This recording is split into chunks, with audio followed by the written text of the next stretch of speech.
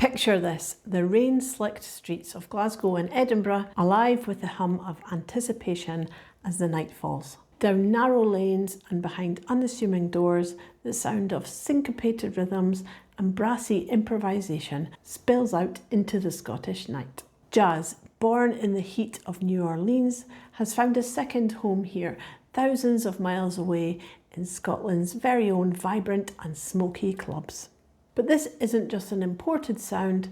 Over the decades, Scotland's musicians have woven their own heritage into jazz, creating a style that's unmistakably their own. From the country dance bands of the 1920s to the legendary Black Bull sessions with visiting American greats, Scottish jazz tells us a story about innovation, collaboration, and a little bit of rebellion.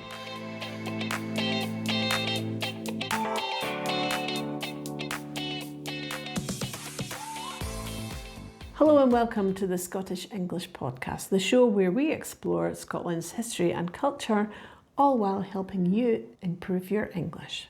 If you want to follow along a little bit more easily, check out the link in the description where you'll find a transcript of this episode, which includes vocabulary, descriptions, and the pronunciation for some of the words that I use. And if you haven't already done so, please subscribe so that we can continue to make the Scottish English Podcast.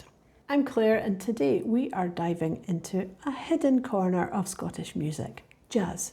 That's right, Scotland has a vibrant jazz tradition, and its story is full of smoky clubs, world-class musicians, and a unique Scottish twist. Jazz arrives in Scotland. Jazz might have its roots in New Orleans, but by the 1920s and 30s, Scots were just as keen on jazz as anyone else. Homegrown jazz scenes popped up in cities across the country, with Scottish musicians bringing their own rhythmic flair, honed in Scottish dance bands, to the genre. The syncopation and energy of Scottish dance music made Scots naturals for jazz.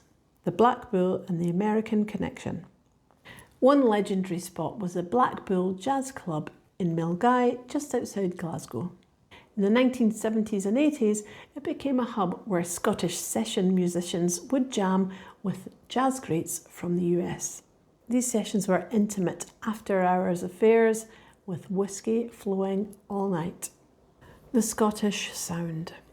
What made Scottish jazz unique? For one, the audiences. American musicians loved playing in Scotland because the crowds were lively and responsive, even more so than in some other parts of the UK.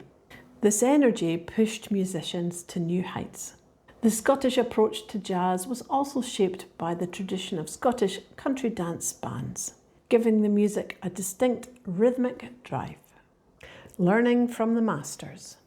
Thanks to a special agreement between British and American musicians' unions, Scottish players could learn directly from jazz legends.